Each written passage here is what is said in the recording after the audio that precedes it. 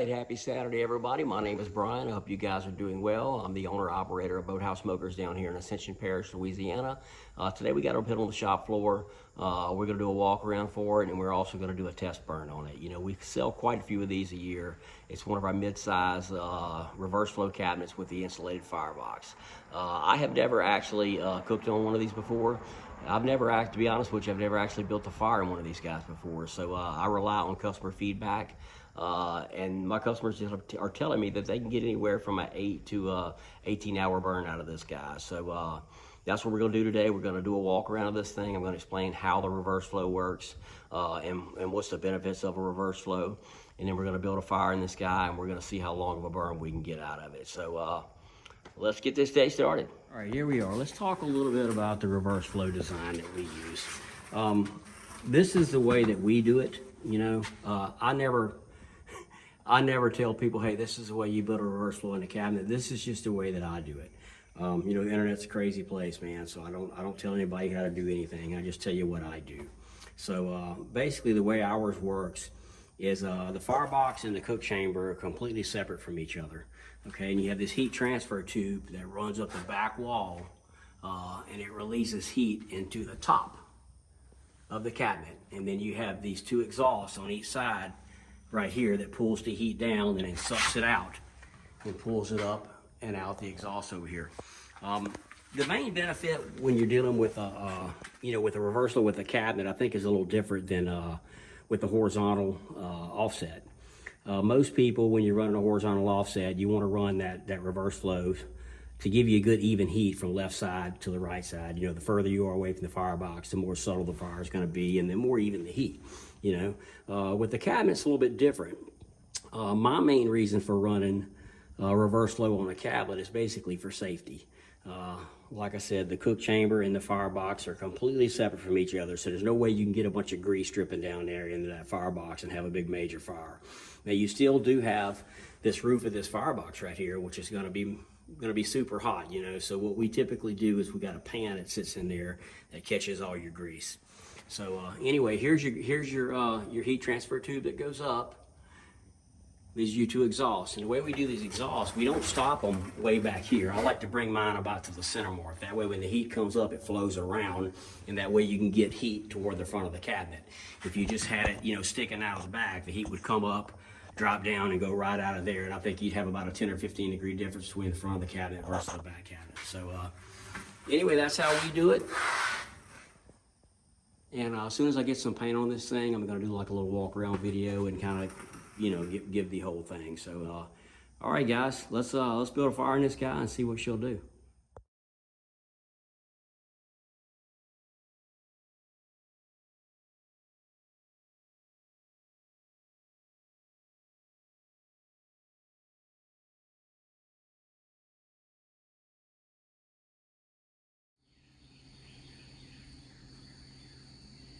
All right, here we are at the 1 hour, 15-minute mark. Running 225. Fire's cleaned up quite a bit.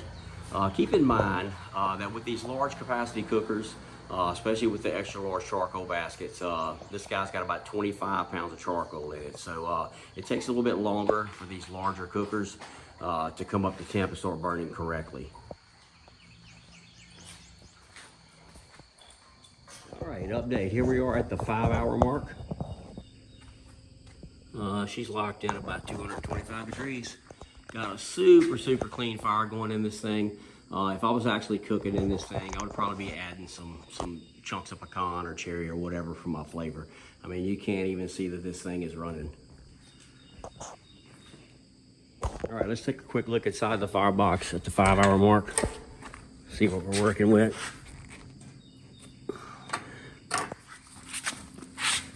All right.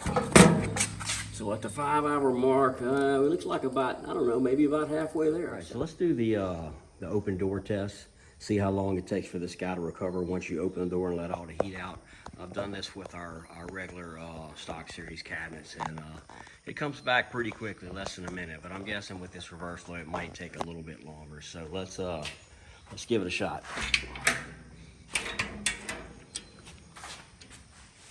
All right, open it up, let everything out of there.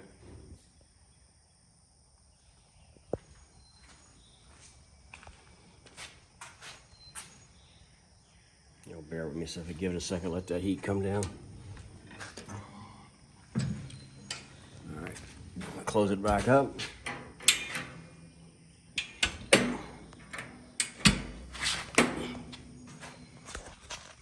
All right, we're sitting under 200 degrees.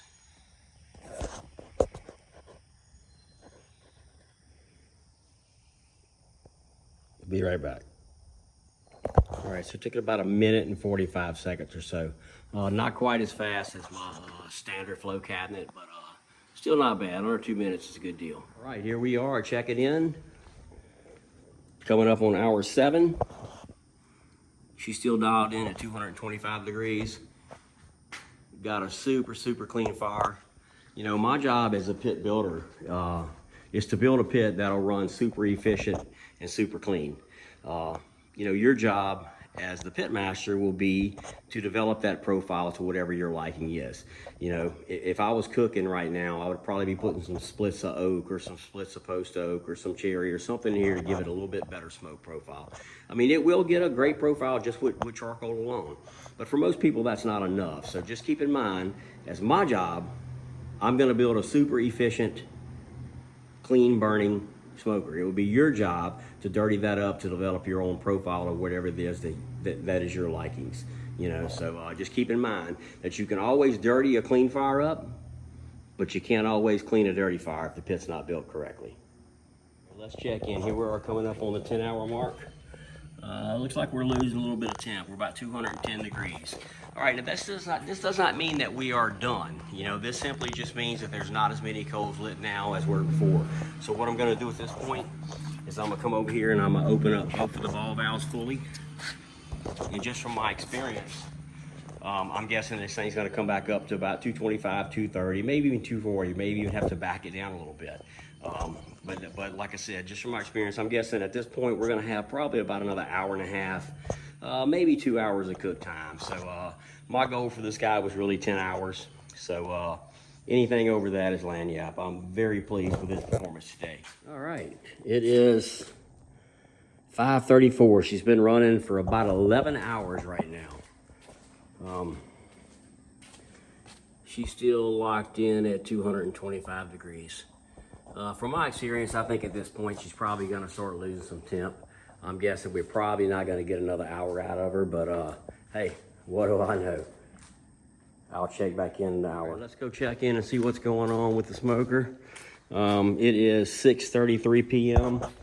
She's been running for about 12 hours now. Looks like she's starting to come off temp a little bit. It's about 220 degrees or so. I got all the valves fully open. So this is about as good as it's gonna get. I think we can go ahead and call it at 12 hours. Wasn't expecting to get but about 10. Very happy that we got 12. A little slow getting started this morning as well. If I could have sped that process up, I probably could have gained another hour or so. And also throughout the day, you know, if I would have been adding, you know, some splits of wood throughout the day, we probably could have got another hour or so. And also keep in mind that this thing is empty.